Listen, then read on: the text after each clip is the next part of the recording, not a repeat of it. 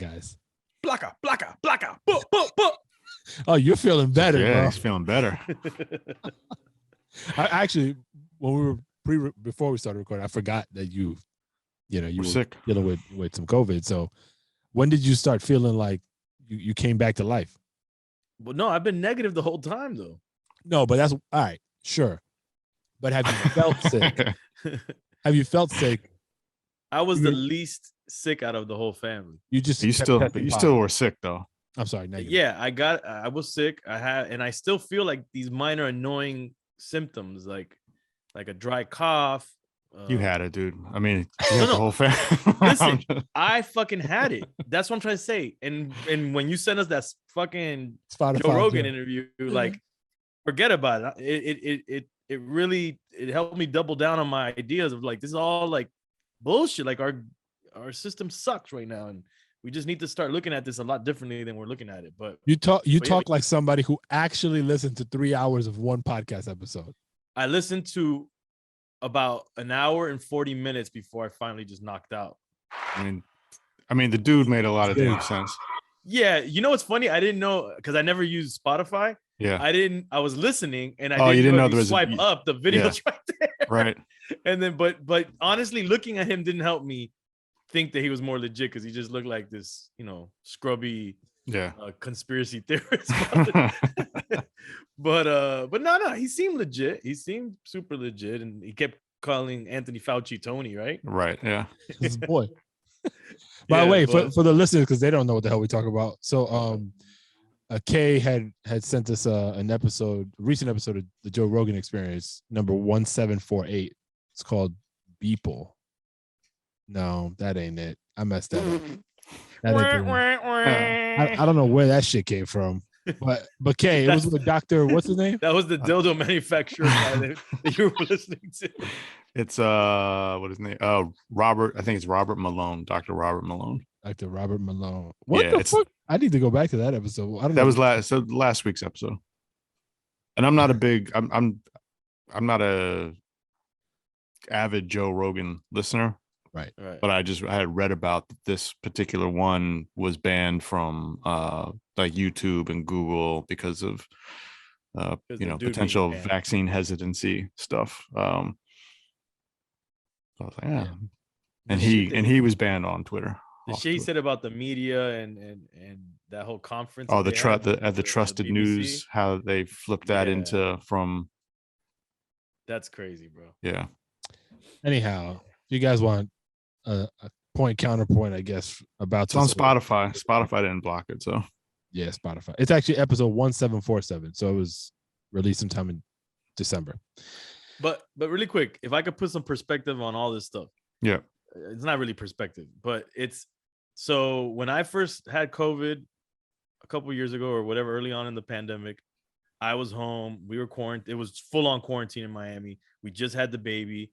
So I had to be in the mix with the family. Nobody got COVID. I had COVID. Yeah. Tested positive. Nobody else got COVID. Now, this time around, my family, my girl gets COVID. My baby's still testing positive, by the way. Everybody else is testing negative. But I stayed testing negative the whole time. So interesting. It's just really weird. Yeah, that's odd.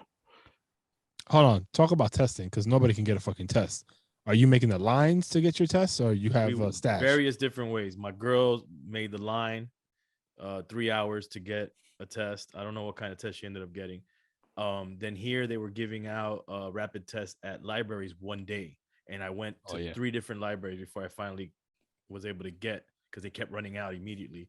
And they were giving 3 to a person, three tests. So we got those and tested. And then we did a PCR test from a mobile one that I paid. And then there's another like a mobile location at a mall where you pay online and you go in your car and it's like an appointment and it's fast and they tell you in 2 hours, but you're paying a premium for that. Right. And that's the one we've done recently, that we find out that everybody's negative except my son right now. But it is crazy that you can't freely talk about pros and cons, at least have open discussions about what, might be wrong or might be right without It's politicized. Yo, it's so crazy. It's and we would have never been like this in the past. I don't believe. No, Like, yeah.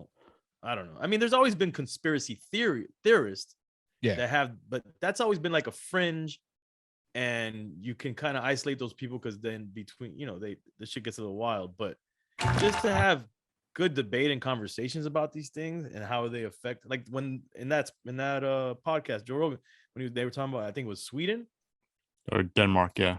or Denver, Yeah. but just like, and how they, did the whole quarantine and lockdowns here and all that, man. And it just didn't seem right it didn't seem like the shit was right. And so we kind of like on our gut, we know that things don't feel right, even how they roll out the vaccines, even though you might be like, yo, I need it and I want it or whatever.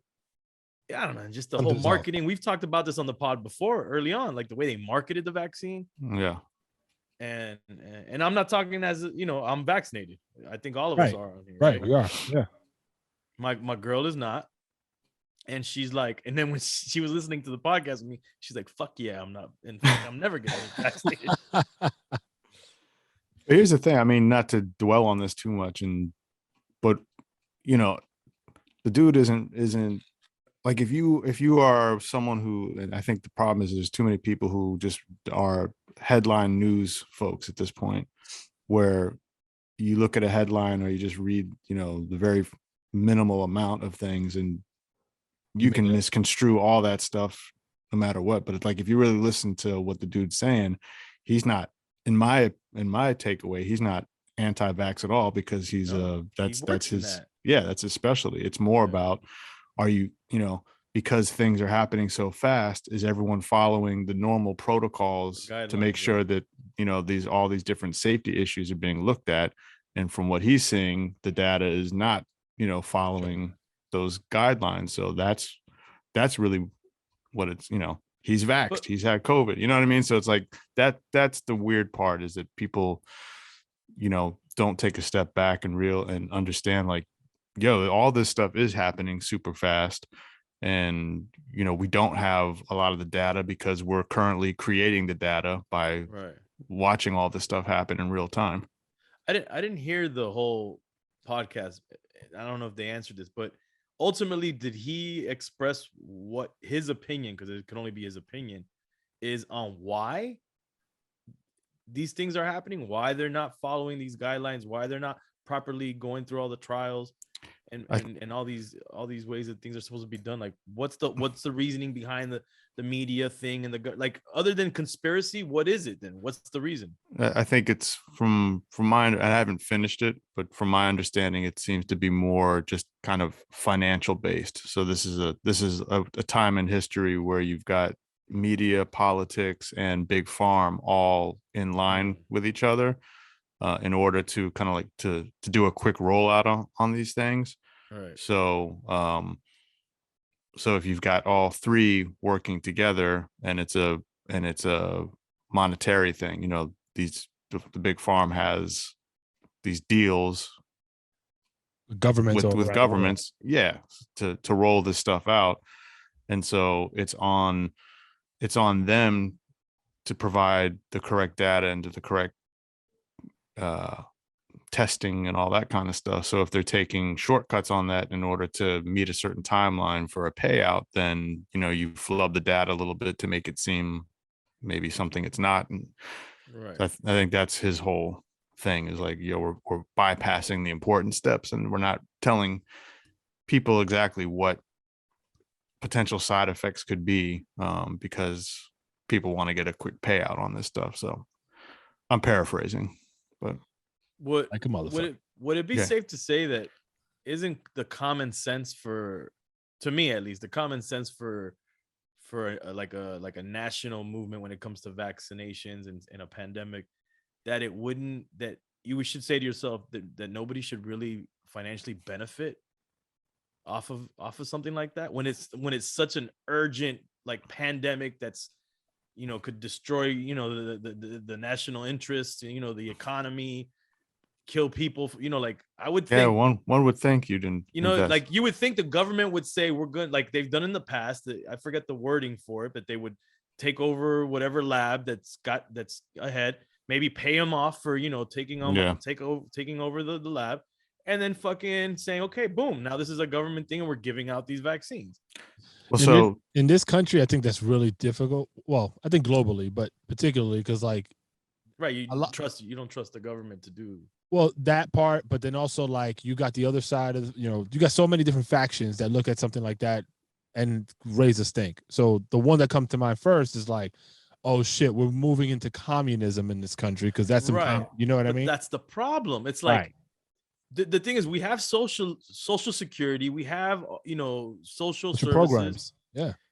When it's something like this, how can you trust people who are going to make a killing financially for the protection and health of the entire country? Imagine that's how much money that is. You got to take it a step further. It's a global thing. Well, global, yeah. I mean, when you got Kodak getting into the vaccine business, come on, bro. When I saw that shit, Kodak, the camera people, Kodak, they got into the vaccine business. Did they? Yeah, early in the pandemic. Look it up.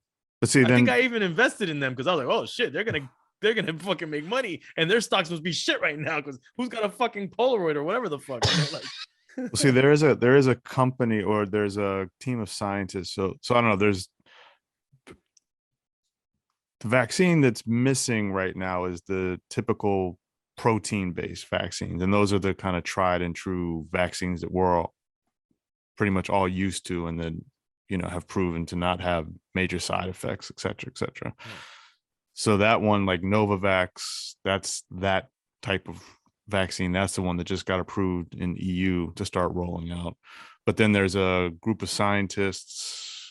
That could be, I'm trying to remember who it was. But anyway, they have their own version of it as well here in the States. And they're giving out basically the patent to that to governments all across the world so that people can now make it, because I guess what prevents other folks from replicating vaccines are the patents on the technology. Right. So I mean that's at least a good step in terms of like, hey, here's something that could be widely used. That's kind of a known version of a vaccine. So I don't know. Maybe it's helpful. I don't know. So I just to go on the Kodak, I googled it really quick. Yeah, me too. This is the first headline that comes up. How a botched COVID loan to Kodak made the company and government look like idiots. And it has all the pictures of Kodak shit. So your investment in Kodak helped that stock go from $2.10 on July 24th of 2020 to $21.85 by July 31st of 2020. Back down to what? That shit is now at $4.66. By August, for 1 month later, that shit was already down to $6. Yeah, because so you still doubled your money. I mean, if I got in at the right time, right. You got in and out at the right time. Yeah, sure. Thanks a lot, Trump. So enough Vax talk, real quick. Yeah. Let's go back to investing. Well, yes, but like you on a few episodes ago, Kay, you talked about you and your son flipping records. Yeah. To try to get into the investing game. Can you give us an update? Yeah. So we flipped a bunch of records, used records, got about close to 400 for them. So that was a nice little. And these were records that you guys got from family. So through a friend. So yeah, we took it to there's a local record store, used record store, and so we took it over there. They bought the majority of it, got the money. I told them, like, look, we'll take this money and then we'll invest in some crypto. So yeah, so we took that money and then he knows about crypto. Yeah. So we invested in some Bitcoin and we invested in some Ethereum. So that's our first play. And I mean, these are small amounts we're talking about. So but whatever. It's a start. A step in the right direction. Is he excited? Like, what's his yeah. Oh, okay. Yeah. Has he been watching the thing like all day long? No, we haven't. He hasn't been monitoring it too tough, but he knows it's there. He also has some Dogecoin. So, Good. but I think it's just one of those things like you getting over the hump. Sometimes it's just one of the, we talked about it like, oh, I got to do this, I got to do that, and it just never gets done. Yeah. But so to me, that was like breaking down a mental barrier. Just like, all right, let's do this and start messing around with it, and late to the game, but whatever. You're never late. It's just Yeah. gotta keep going. That's dope. Yeah. Good. How about you, E? Any crypto action going on with your kids? Nah, my kids are too little, bro. Come on. I mean, what I want to do is I want to open up wallets for them. And is my internet fucked up, man? No, you're good. Okay. I want to open up wallets for them individually and put money in it and start building up their crypto portfolio. Damn, son. Yeah. Can you put wallets in your kids' names? That's a good question. That's a good question. I mean, I think you can because it's so. I don't know, man. That's a fuck. I gotta look into that. MetaMask, I think, should be able to. That shit's still crazy, man. Like I'm into it. I'm going in. I'm NFTing it. I'm doing all. Our Drink Champs NFTs came out. The EFN, the Nori NFTs came out. How'd that go? Because it's like a card pack, right? Like your old trading card type style. Yeah, what it is we're partnered with Culture Cards. Shout out to Fred Frenchie and what he's doing, and we're partnered with him now. So what we're doing is he's creating basically these trading cards for everybody in hip hop and with in front, the celebrity top tier artists all the way down to executives, DJs, b-boys, graffiti writers, everybody that's involved in the culture, which I think is dope. Yeah. And the point of, and then like the fans and the people who buy them on their site, they can go and kind of like rate. They have like this rating system. And so the back of the card, just like a baseball card, has like these ratings based on the people that put all this input into it. And it can, it fluctuates and it changes because it's a digital thing. So the card itself is an NFT you can buy, and it can go up and down in value. If an artist has a viral moment, it could at that point could go up, and you can sell it on the secondary market, like an OpenSea or whatever. And you could buy a card for an artist that's underground right now, and you're kind of like investing in them in a sense, and then they could become a huge artist, and that card all of a sudden jump up in value, and you made money with it. And then when you sell it, that artist sees residuals because in the NFT world, the smart contract continues to pay off royalties. Now, someone buying just the whole card, or can people buy pieces or percentages of a card? No, you buy the whole card. Okay. And then the way we're doing it too is that we're releasing them in packs. So it's like, for example, with our release, it was a Nori card, an EFN card, and a Drink Champs card. And there's different tiers of cards that are more expensive, that are supposed to be more valuable. There's less of them. And so you buy them in packs. That's how they originally sell from them, from the culture cards. You buy them in a pack, and it's random what you get. So you pay one fee, and it's a randomized thing of what you might get. It's in the secondary market where the ones that are, that there's they're more exclusive or whatever, that you can sell them probably for more because, oh shit, you got a black card or a platinum card or whatever. But that's the way we're doing it. And right now we're about to roll out Dog Pound and Onyx cards. And like I said, we're going to keep rolling them out until we, and it's forever because the industry keeps growing and the culture keeps growing. And then it's going to have a fantasy game attached to it as well, where people can build virtual record labels and all. So when you do like an Onyx card, for example, I'm assuming dude cuts a deal with Onyx, and right? He cuts a deal with Onyx, and then he has an artist. Onyx, the artist can, like Onyx, for example, I'm sure that if they have an artist they want to work with, they can bring them. But the culture card system, the ecosystem art, he's already working with a bunch of artists, talented artists, and he'll have them create the cards, artwork for the card, and then everybody gets paid in that, in the smart contract, every single person. So if I buy the Drink Champs pack, that pack then I own, and it lives in a wallet, my wallet, if that's where I want to put it, or that's where it lives. Okay. That's where it lives. I mean, you can download it to, they're creating like these digital frames that you can showcase NFTs. I even saw gold chains with a digital medallion that showcases your NFTs if you wanted.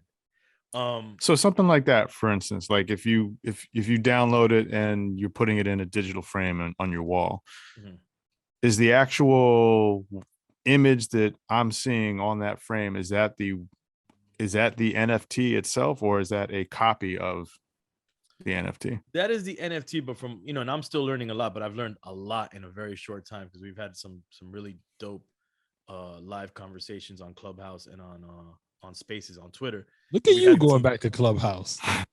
This is the first time I've ever done it. We had 8,000 people listening to that Clubhouse. Yeah. And we had some real big, you know, blockchain, crypto people, experts in this explaining it better. And basically all NFT is really, it's all based off Ethereum, most NFTs. So you're really just kind of like placing your money, you know, it's like a placeholder for your Ethereum. Right. You know, so whatever you bought it for, I mean, I guess it could go down in value, but it's like the NFT itself, the artwork itself is like not really, it's like, it's important because you're attaching it to a representative of whoever or whatever that transaction is representing. So basically the idea, what they're explaining is that NFTs are going to be, the functionality are going to be applied to everything. So now, like if you go and buy a car, it'll be like you'll exchange the money in crypto as an NFT. Because they're saying that the smart contract is way more reliable than our contracts that we have today, our traditional contracts and our traditional stuff. And it's easier to like refer to, and there's no middleman in terms of dispersing funds. The smart contract, you cannot change it, so the funds get dispersed. So if I do an NFT with you guys, us three, we do a fatherhoods NFT, and we say, you know, each of us get this percentage in perpetuity, none of us can go back and change that. Yeah. And it's a self-executing thing in the blockchain. So nobody has to do anything. It just does its own thing. And it could be like Manny could say, like Manny could sell the Fly Dad bags as NFTs, in the sense of like we can create an artwork for Fly Dad bag, and it just represents the transaction, and then he sends the bag. Yeah. You know, and so that's it. I mean, it's still like, even knowing, like me talking about, like I kind of know it, talking and hearing myself, it becomes a mind fuck. Yeah. Because there's so many applications to it. But the art and music side are just the surface of what the NFTs are, and it's really just a representation. NFT. Oh, this is what it is. It's not that it's Ethereum. It's NFTs are just coins. That's what it is. It's another coin being created. So every time someone creates an NFT, they're creating really a coin. And then the coin might have an artwork attached to it. It might have this, it might have that, but it's just a coin. And coins go up and down in value. And Manny, has your oldest expressed any interest in NFTs at all? Is she even hip to it? She don't even know how to put those letters together. She's not nowhere near this stuff. But wouldn't you think that it's something that all kids need to, at least at a certain age, like they got to understand it? Yeah. I would feel like they would get it pretty easy more than us. Yeah.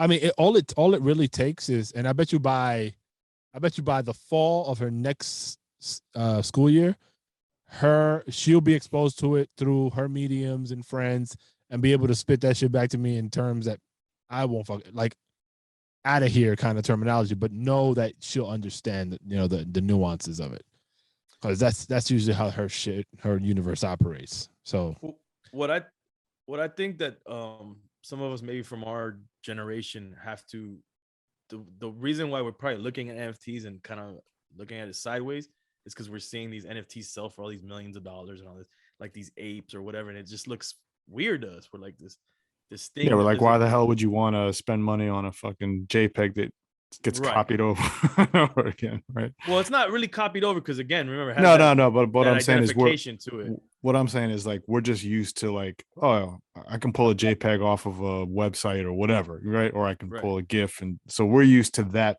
type of digital medium of where it's just like, you know, it's almost useless. So when we see like, oh, there's one of a kind and it's digital, then that becomes the mind fuck for me, at least. So when we had one of our, I think, spaces, I think it was Young Guru that was on there, and he was talking very eloquently about all this stuff. And I think it was him that said this, that made a lot of sense. He's like, you have to look at this like the .com era when it first came on the scene, and there was this rush to the .coms, and all these .coms were getting all this money, and then they created this bubble, and it bursts. But then you were left with the Amazons, the Googles, the Facebooks. It's here to stay, but of course there's all this rush because people they want to make a quick buck, and there's scammers out there all day long to take advantage of people. So there's going to be all these things that are going to be inflated, and they're saying be careful, because if, like, for example, for me as a creator trying to create NFTs, I need to be careful not to overprice an NFT, because if someone buys it and then the bubble bursts and it's worth nothing, then I lost all my credibility. So I can, the smart thing for someone to do if they're getting into this space is, if you're going to be a creator of NFTs, is create them and have them at fair prices. And, it's kind of creating a community that's going to it's basically crowdfunding for creatives. You know what I'm saying? Yeah. NFTs are crowdfunding, and you're not going to crowdfund and ask everybody to give you $5,000. You're going to crowdfund and say, hey man, every little bit helps. So maybe you set the price at $25 an NFT. Like, I think Tory Lanez sold his album for $1 as an NFT for $1. Oh, and he sold supposedly 1 million of them, supposedly. But now he gets that money in perpetuity every time someone sells that. If it went up in price and they sell it, then he gets that in perpetuity. So he made $1 million up front, and then he can continue to make money off of that, which is way more than he would ever have made probably off traditional record labels. That's dope. So when we put out the Fatherhoods album, it's an NFT. I think we need to look at a lot of things for fatherhoods that we're not doing. Maybe NFTs is one thing, because you can attach services to these things. Remember, it's just another way to pay people. Right. So we can attach services, like Manny will go to your house and give you a hand job. I don't know, maybe that's not fatherhood material. I don't know. Depends on the price. I could probably hire somebody. Well, I was going to say one of your overseas assistants. I'll edit that out. Don't worry. You should have me going and the edit is and then you saying I'll edit that out. Don't worry. So I have a story, not a story, just something that happened with my 5-year-old daughter yesterday, as a matter of fact. So the morning before she went to school, we were having a conversation, and she used the word colored to refer to people. And she was like, yeah, I heard people refer to people, brown people is what she said, as colored. What the hell were you? And I was like, yeah, exactly. I was like, where did you hear that? And she chalked it up to some program that she watched, which already I was like, oh fuck, okay. She was watching Turner Classic from the 30s. Probably some shit. And anyway, so like that led to me telling her, like, yo, we don't talk like that. We really shouldn't even be considering people and their color. Like, it's not something that we do or we want you to deal with. Like, color shouldn't be a factor in any conversation that you're talking about, right? But she's always been the one that's curious about people's complexion. She's lighter skin than the rest of us in the household. So she has, like, I wouldn't say it's a complex, but she's always comparing. And she's like looking at color. For her, it's like very noticeable and substantial. So she's always like identifying. Let's be real. It's the Dominican trait. You guys do that a lot. But not in the way she does it. Because are tremendo racistas. Oh yeah. That's 100%. That's 100%. That's my biggest issue with Dominicans. So later in the day, she's in school, and then they have like group time or whatever, and all the students get to share. Like, you can volunteer and share how you feel, whatever. She raised her hand and she's like, I don't want. Her birthday's coming up, and she thinks she's having a big birthday party. So she keeps talking about this, even though we're like, yo, there's no birthday party. We haven't decided what we're gonna do. Stop talking about it. But she took that to class, and she was like, I don't want to invite so-and-so to my birthday party out of the blue. Nobody's talking about birthday parties in her class. I don't want to invite so-and-so because I think that there'll be some issue between his parents and mine, because my parents are brown. This kid's parents are white. And I'm like, but where the fuck did this come from? Like, why are you bringing this up in class or at all? Like, and he's not the only white person in the class, so why him, right? And so we're asking her all these questions, and I'm trying not to wild out because I'm like frustrated because this is not something that we talk about. Like, we don't live our lives white, black, or other. Like, it's just people and how people interact with you. That's how we base judgment, whether they're good or bad, not what the color of their skin is. So the teacher found out. My wife emails the teacher and like excuses, like, we don't know where this is coming from. And ultimately we found out that she was watching an episode of a Netflix show called Family Reunion. And it's a good show. I'm not bashing the show at all. But in that show, there was a scene where white police officers basically pointed their guns at a few black kids, young kids. They were like 10 to 12 years old. And that struck her. And they didn't talk about colored, but she saw it play out. And so you just put two and two together of seeing that. Right. The injustice, the white versus black thing. Right. And then I'm looking at her and I'm looking at my wife and I'm like, I don't even know what to say to her. Because on the one hand, this happens. This is real life. And this is the things that we have to contend with and make sure that we are not caught in these situations and know how to maneuver. But also, she's 5 and she really shouldn't be watching shit like that. So now it's like, all right, we got to monitor her better. But she's been exposed to it already. So that tied into this scenario in school. And so we're trying to, it's hard to communicate with a 5-year-old, some shit that's that deep. So we're trying to like still have like some sort of finality to that conversation that we haven't achieved yet. So any thoughts? Because I could use some. Yeah, that's a tough one. I got no fucking thoughts for that. That shit sounds crazy, man. Yeah, that's a tough one. Good news is man. like the teacher kind of diffused everything, and she was like, if you have questions, ask an adult. I'm here for you. Like, we can talk about anything that comes up. And she was kind of reaffirming, like, we're all friends here. Everybody's cool with each other. Like, you don't have to worry about any of that kind of stuff. And I think that helped because she didn't come back like rehashing everything, but I don't want, again, like, I'm trying to strike that balance of like, yes, this is real, but yeah, it's hard with a 5. It's hard with a 5-year-old because it's almost like you're not hiding the information, but you have to like boil it down so that it's something super simple and kind of digestible. And it's almost like you got to put a pin in it for a little later. So it's like you get her to kind of understand the basics of it, whatever that's going to be. But then it's, a re-engagement of that conversation when you can have a little bit more in depth when they're a little older. At least that's kind of what we've done. Like unintentionally, we kind of just like found a good place to like pause the conversation, and we haven't touched it since. We're like, all right, let's just see how this shit pans out. And then the other concern I have is like, I don't want her to be fearful if there's a white cop around us. Cause like, again, that's another thing. It's like, I don't have an issue with the law, police, unless there's an issue that is created regardless of skin tone. Like, I don't want that to be like, oh, cops are bad. And yeah, it's almost like teaching them there's good and bad no matter what.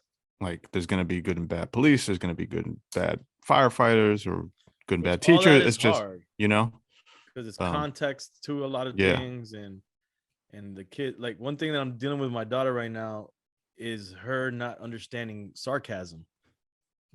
And me as an adult, oh my God, that's terrible because you're super sarcastic. Exactly. So me or my girl speaking to her and with sarcasm, thinking that, because she's talking now to us, thinking that she understands. Well, yeah, she's just gonna copy it and give it back to you or give it back to someone else. What it is, like, if she's like, my girl's still my daughter's still going through a lot of her tantrum phase right now and fighting back and stuff. And like, if she says like, oh, I want this, and then we'll be like, you're gonna get it, if you do A, B, and C, and if you calm down and blah blah.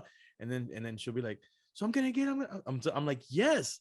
And then she'll be like, yes, I'm getting it right now. Like, like that, or if it's like, oh, and I'm like, you're not getting that. And she's like, yes, I am. And I go, sure you are. She goes, I am, like, yeah. like, like, it's just like, it's crazy right now having those conversations and trying to like you have to talk very clear and direct for her to understand. But then sometimes she's smart, like surprises us, and she says things with such, like a mature, complex vocabulary in mind that you're just like, how does this little kid know how to talk like that? So you think she knows, That's one of the hard parts, is that on one hand they're young, but then sometimes we underestimate how smart they are. That's the tough part with all these kind of conversations, especially when they're young. It's like, all right, are we dumbing it down too much? Do they really understand more than we're giving them credit for? It's tough, man. Yeah, I fall into that. I've fallen into that, especially with my oldest throughout her, development a lot, because of the same things. It's like they engage with you in a way that makes them seem older, more aware than what their age actually is. Right. And you go with that. Because you're like, oh shit, all right. You just got caught up. And then you get to that point where you're like, fuck. And then you start getting frustrated at the kid too, because you're like, yo, what do you mean? Like, we were just having like this advanced conversation over here. Right. But you forget, like, yo, she's 3, yo, she's 5, whatever it is. So yeah. But then they get mad too when you don't treat them as, because they want to be treated like they're like, my daughter will be like, I'm a big girl. So it's like, it's like a cycle. It's like, how do you break that? How do you really speak to them directly where they understand? Also, it's like they don't understand, like they take everything very literal too. And that's another problem sometimes that we'll have, especially if like we're playing around, So it's been wild. My daughter's been getting, she still hasn't been good with her brother. Oh man, we're still dealing with that. And I had a conversation with my brother, and I'm like, dude, I really, really, really feel like and sense her deep, like, what's the word I'm looking for, man? Like her sense betrayal. Her sense of loss, in the fact that she lost her life with her parents, where she was the only one, and then this other person came into the. So you instinctively just know that's. I knew it early. Yeah, I said it from the beginning, and everybody was like, "Oh no, it'll pass," and it hasn't passed. And I see she fights it sometimes, and she tries to do good, but it's very easy for her to just fall back, and you see like this, like almost hatred, and she takes it out on my girl, which is because she probably feels like you brought him. Into this yeah. And so she'll tell me, like in the morning, like I'll go get her in the morning, and then she'll be like, no mommy. And I'm like, no, mom's not here. And if she hears my mom, she goes, no, I don't want mommy. Oh, and I mean, she's done it with me too, but she does it more with my girl, and it's, it's hurting my girl now too. And it's like, damn, man, like, well, there are those families where there's a sibling that's jealous of another one, or just they never got along. Don't tell me the never word, bro. I don't want that, bro. I don't want that in life. I'm just saying, I'm not saying that that's going to happen to you, but I mean, yeah, everyone's wired differently. It's not happening to you, but it could happen to you. No, and it worries me, like safety wise, like sometimes, she's, they physically fight, and then he fights back, and, and so it's like he's learning bad habits from her too, but fighting back to defend himself, which is, in a sense, we want him to defend himself because she's bigger right now. But my only non-scientific advice would be, when she's able to start expressing herself more, and maybe you're the one that she confides in for this stuff, is to start picking her brain on that and get her to tell you like how she really feels about her brother, and if she has jealousy, or that way, at least when she's young, you can try to unpack it a little bit. And well, I've asked her, do you love your brother? And she's like, no. Do you love daddy? Yes. Do you love mommy? Sometimes yes, sometimes no. And so, do you love your brother? No. Yes. Why? she just says I don't. She like once. This is one. The other day she was mad at my girl. She's mad at the big brother, and she was mad, crying. And then she wanted to be with me, so she's with me now.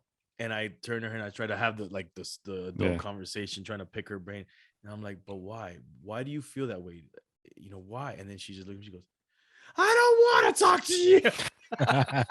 Like she didn't want to get into it. Like she didn't want to go deep. Interesting. Wow. She didn't want to dive deep into it. Like she was all wanting to be with me only, and she was happy as hell to be with me and didn't want to be with them. But the minute I was trying to like psychoanalyze her, like she knew it. She's like, I don't want to talk to you. I'm like, oh man. Does she know the word jealousy? No, I don't think so. I mean, we tell her sometimes, but I don't think she knows it. But she's pretty hardcore, man. She'll straight up be like, I don't want you, mommy. Fuck. Yeah, like I don't want, and she'll cry. Like that's the crazy stuff. In the morning, she'll come down, she'll be happy as hell. She sees him, stone cold face. He gets too close and she just starts losing her mind. Or she'll see my girl holding the baby, walk into frame. She starts having a crazy crying tantrum fit. Like this is still happening right now, like this morning. Right now. Yeah, every day. Damn, there's days that are better than others, and I'm starting to feel like we're getting into better days more consistently. But when they happen, they're really bad. So it's like, I don't know, Wow. Like I almost feel like she's now playing the role for us because she knows we don't like it. But when her true feelings come out, they're her true feelings. And that's the part that I still, her true feelings are still there. And we need to tackle those true feelings. And I'm always trying to instill in her, this is your brother. This is probably your best friend in your life. He's going to be here forever. And you need to love him. You guys are a team. And this is, mommy, daddy, baby brother. That's your unit right there. Have you thought about going to therapy? I mean, we thought of it. We went and signed up for some course. It was online. We listened to it, but then at the end they try to sell you all this crap. And they had like some decent things, but yeah, I mean, my girl was looking into some therapy. So I told her therapy is probably what we're gonna have to do.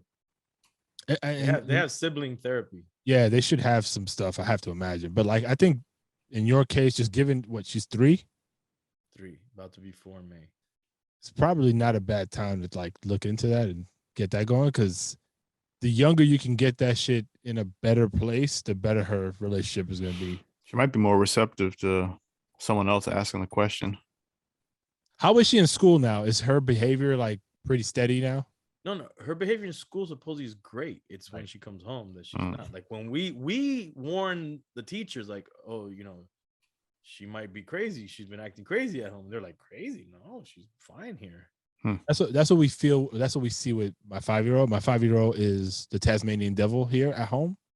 I mean, she's manageable, but definitely wows out here in school. The teacher's like, she's a model citizen. She's like, but I think it's the structure.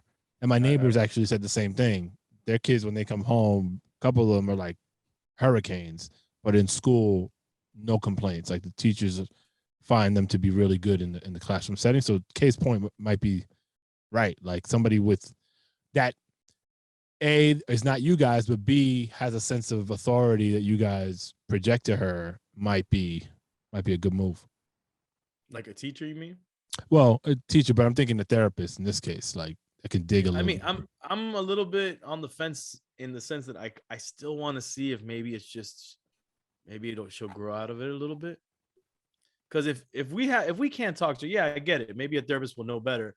I just feel like maybe therapy she needs to be a little bit older for therapy to too premature. Yeah, really work, Could be. I mean, I figure like by the time she's through kindergarten into first grade, if this shit is still popping, you probably want to make that move. That bingo. On that cheery note. Cheerio. Hasta luego, guys. Yep. Happy New Year.